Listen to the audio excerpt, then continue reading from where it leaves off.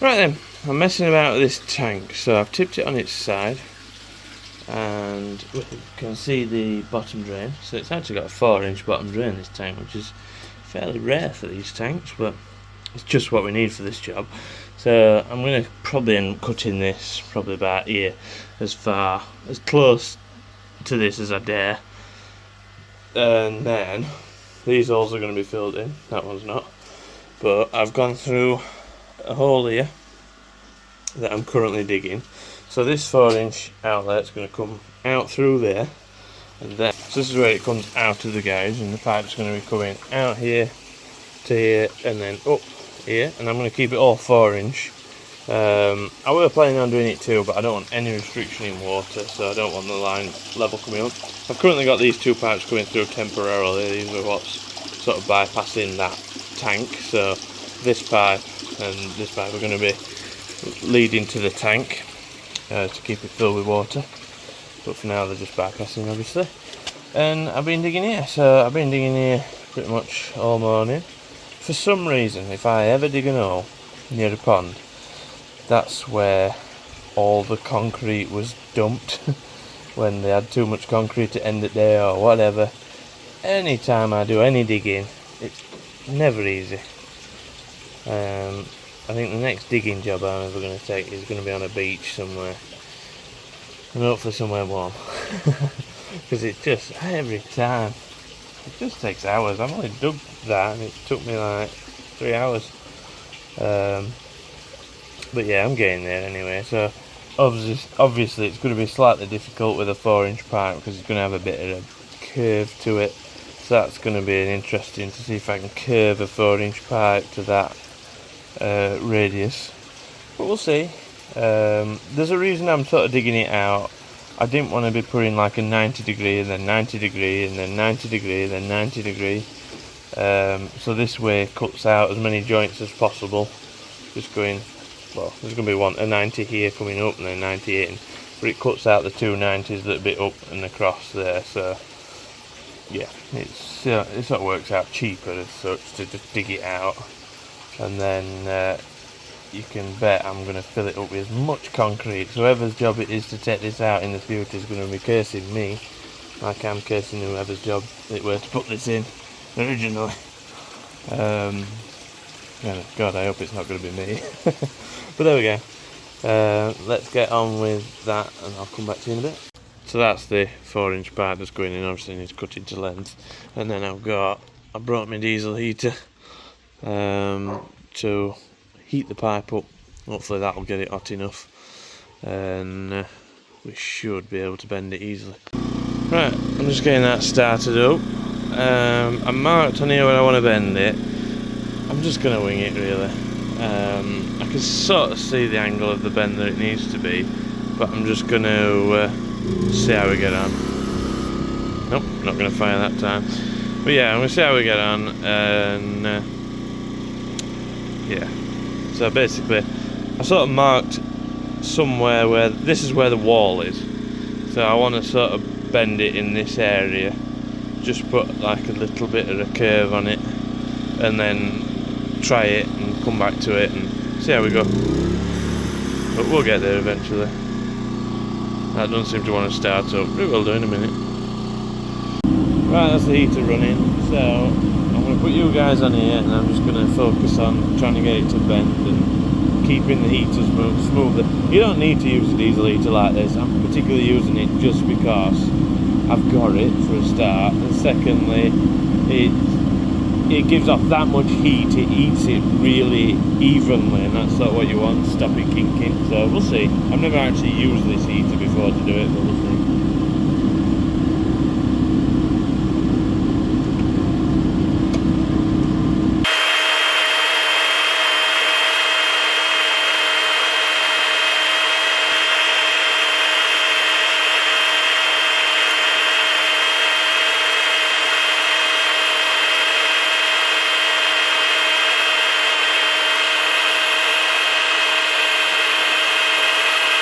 There you go, it's bent it.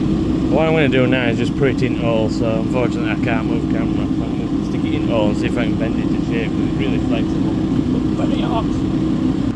So I've got it in. gonna put a little bit better bend on it. Sorry about the bad camera angle.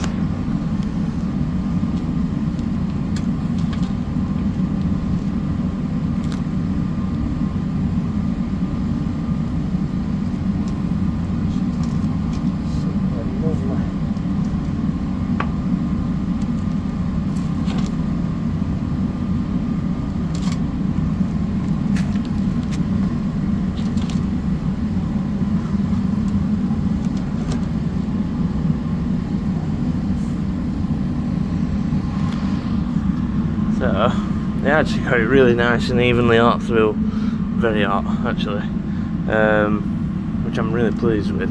The pipe's gone in lovely. It's put a little bit of a kink in it there, which I could have got out if I'd have tried a bit harder, to be honest, which is unfortunate. But the pipe is exactly what I want it to be. So, I mean, the kink's not bad. It's not bad. It's not like it matters too much. I'm oversizing it with 4-inch pipe. But I think that'll fit there. And then a rubber bend straight into tank. Perfect. Right, let's turn that heater off because it's melting. It's blowing all heat in here. Hey, it's done well. That was definitely the job. If I can talk. Yeah, that's definitely the job to do it. Actually, the generator runs a bit heavier. It uses a little bit more electricity than I'd expected it to do.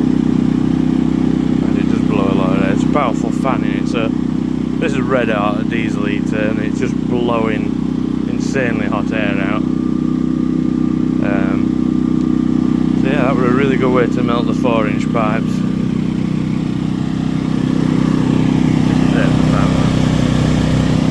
Right, let's leave it to it. Right then, we're getting on quite nicely. I've got the shower up, put the tarpaulin behind it. So I put the tarpaulin behind it there because you're bound to get loads of splashes off it, and the wall would just be forever green and mouldy if I didn't. So you're best off protecting that. I don't know if it'll come any further, but we'll just see how we get on with that for now. And it fits in quite nice, quite tight. It's still got a lid to put on top, but it should fit in there. And I need to yet work out how to connect water to it, but we've got, I need to cut that as well. And I've broken the fluorescent tube that were above there, but anyway, getting distracted. So water comes out of this shower, fills this tank up, and I'm hoping it's going to run somewhere around here. It's not guaranteed yet, but we'll see. And then it'll come in there, so it goes down the bottom drain and into the pond there. For some reason all the fish are in this corner watching what I'm doing, no idea why. And yeah, it comes down this pipe. Not 100%. I don't like the idea of having that rubber boot there under the ground. I'm not going to like compact it around it or anything like that. I'll just loosely fill it in, but I would have rathered a solvent wall joint down there, but it's not 100% perfect, so they're slightly misaligned, the pipes, and the rubber boot is no problem because you got a couple of degrees either way with the rubber boot, but with that it was just weren't lining up at all. So I've decided rubber boot and then put that there, and then it goes through and then back in. So I have a couple of options. If this keeps the water level too high at that outlet, I'm thinking when it's running somewhere about 3/4 of the pipe, it'll be about 2 inches off the top of the tank in there. But obviously if that's a problem, I can put a 90-degree down on it and basically do what I did in that and almost siphon it in, and that should relieve the water level in that tank as well. So I don't know, we'll see. We're just going to have to run it and find out. And yeah, this pump here, I can't see it because of that board, but the pump that's down there is the one that's going to be pumping the water to the shower, which is currently going over here. Move that fish out of the way, you can see that that's pumping in. But yeah, so that needs to find its way into that shower and then out of there, and we should be good. Right, I've washed the tank out and I've put a pipe across here that goes on to outside. It's a bit bodged up at the minute, but it's going to be perfected later on. I'll show you later what I've done, but let's turn it on. See what happens.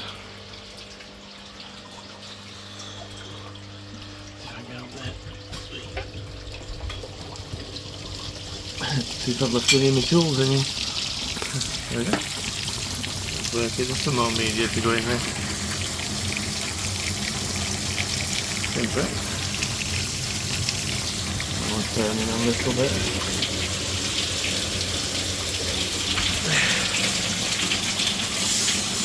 That flows in there. I won't leave it on long because it is draining the pond. But I'll turn it off now. I don't want to drain the pond too much. There we go. Gives you an idea. Right, let's get this tank filled up and then I'll turn it back on.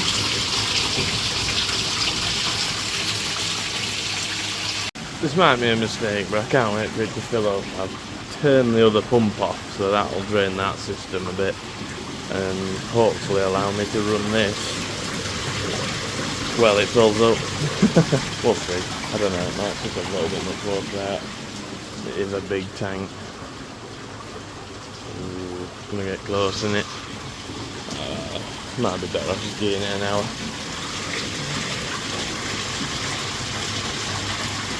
I'll give it an hour instead of being simmer. So here we are, it's done, it's running, it's not completely finished. So it's actually been 2 weeks since I finished, put it all together and got it running.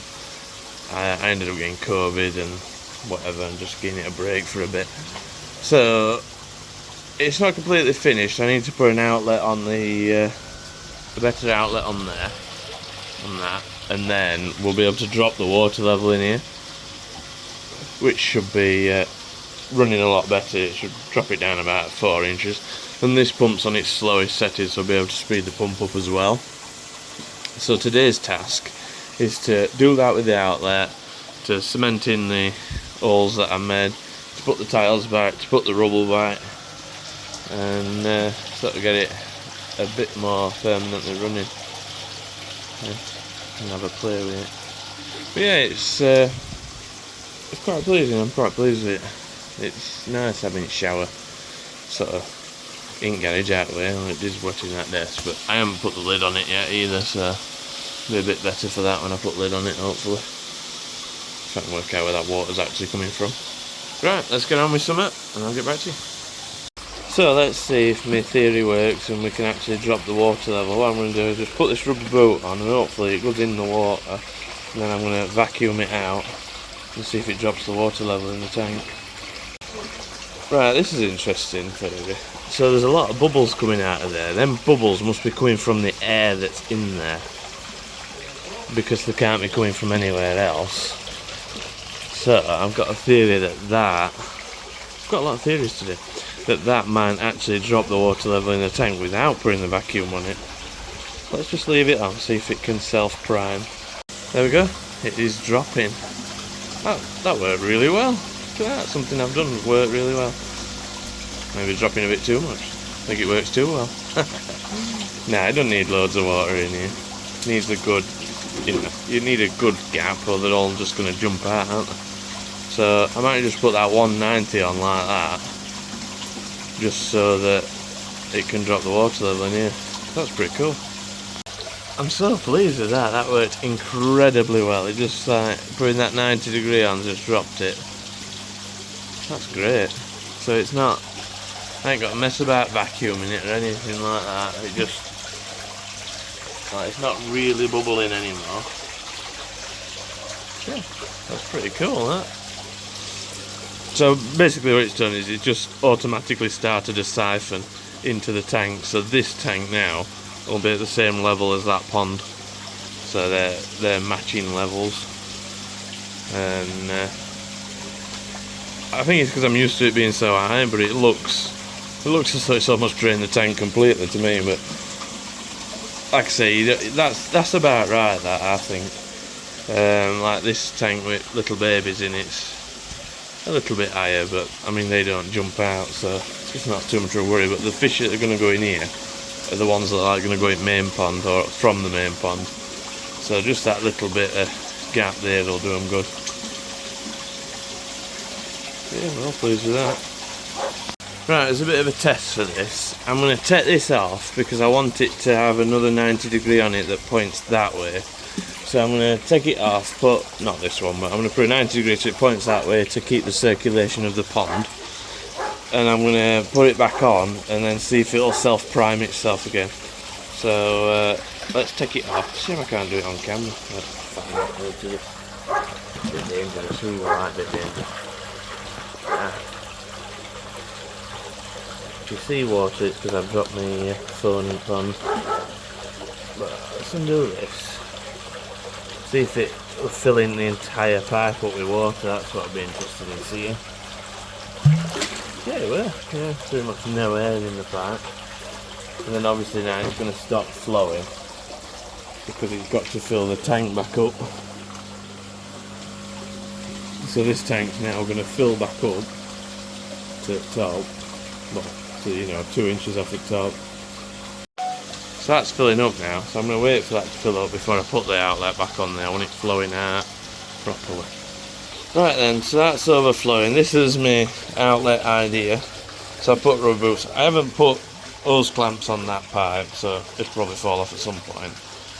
I'll have to think about that because I don't really like putting the hose clamps below the water line because this bit can be a bit. But I probably will end up putting them on and then taping them up. But we'll try it for now. So let's see if I can put the phone somewhere where it can record.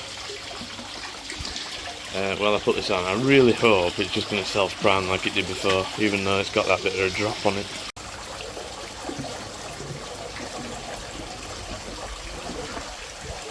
Oh, air coming out of it then, that'll be a good sign.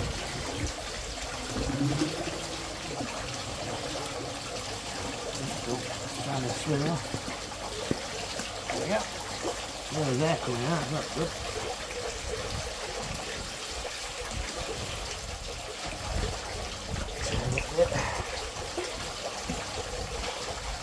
Lift that up.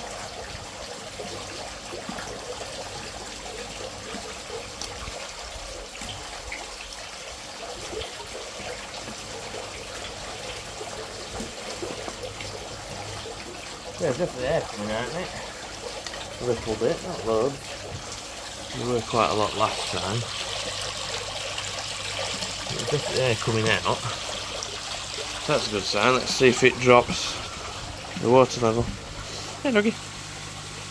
That one's called clear. Yeah, let's see if it drops the water level. It hasn't done yet. So we'll see. I'm not 100% sure it's not coming up. Hope it's not coming up. Yeah, it's not dropping it as fast as it did last time, so it's obviously maybe struggling to get the air out. You can just see a couple of bubbles coming out.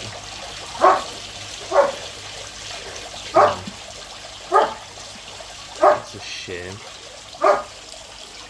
Yeah, Cleo likes water, so if you spill any water on the floor like that, she goes nuts for it. Don't you? Hey, don't you, doggy? Hey, don't you? Yeah, see, she's going to show you. Nope.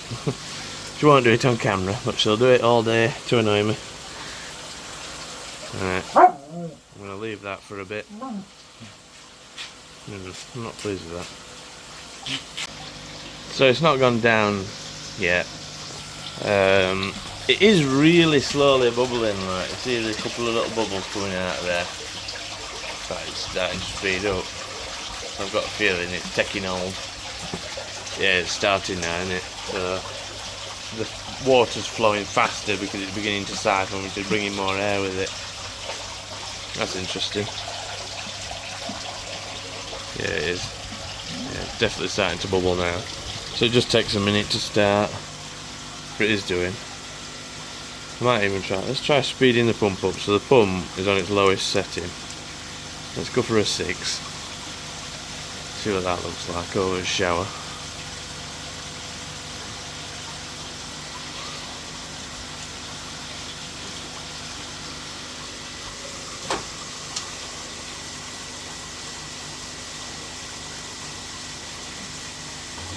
Just checking it.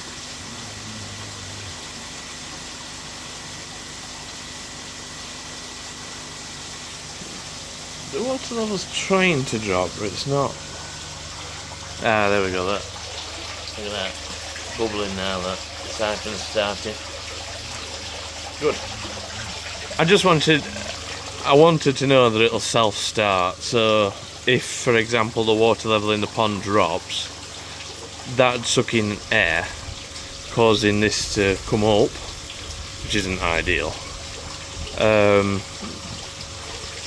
And then I want to know that if the pond level then comes back up, it'll restart itself running. Because there is going to be a float valve. I did temper it for a float valve on, which is over there. But there is going to be a permanent. It's going now. Look at that. That's good. And the pump's sped up as well. Put it on number 6. So there's a lot more flow over there. Yeah. This is an interesting one. Since I've really put the shower on, the fish have not been particularly happy. I know the weather's gone cold. I just don't think that's what it is. I mean, I put it on when the weather was really hot, and I think this pond got up quite warm, and now obviously it's dropped because it's gone dull again. I don't think that's what it is. They seem a little bit lethargic and just unhappy. I'm not 100% sure why.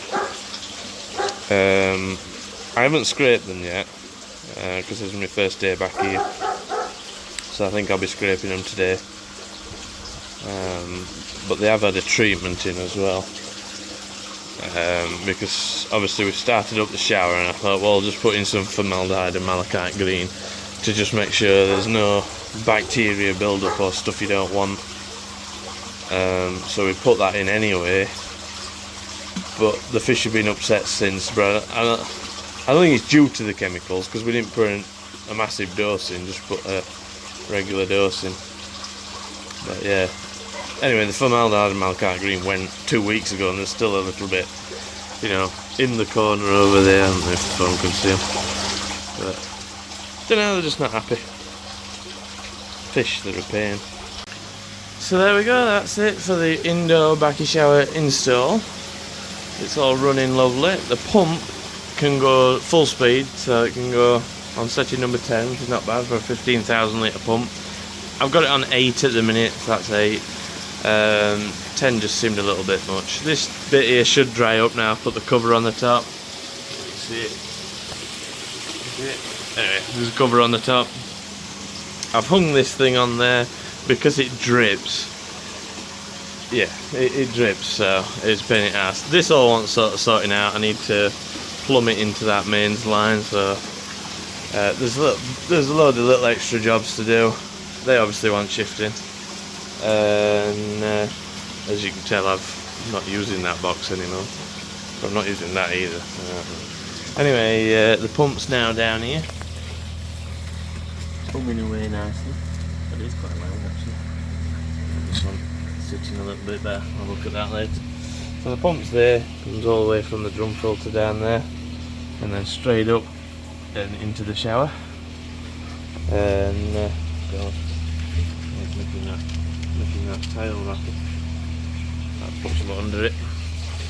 Yeah, little bits of jobs to do. I tell you, one of the bigger jobs I've got to do with this is that this drum filter needs a shed over it, and this electric box all needs sorting out, because the pumps, 2 pumps, one there and one there, need to get the power from that, so if the drum's out of water it turns the pumps off. But yeah, we're getting there. At least all the water sort of bits are done. The fish seem a lot happier now actually. I've got this thought that probably what was happening is when I had the pump just bypassing the shower just here, it were only on setting number 1, but it were pumping a hell of a lot of water. But now, then when it were lifting it up here and over the shower, it was still on setting 1, and I don't think it were pumping very much water at all, even though it looked like it were pumping a bit. I think the circulation was very low. So the fish seem to have actually sort of cheered up a little bit. Now the circulation's sped up substantially, and you can't really see it, but in there there's a there's a 90 pointing the water in that direction. So they've definitely cheered up a lot, because they won't come to me earlier.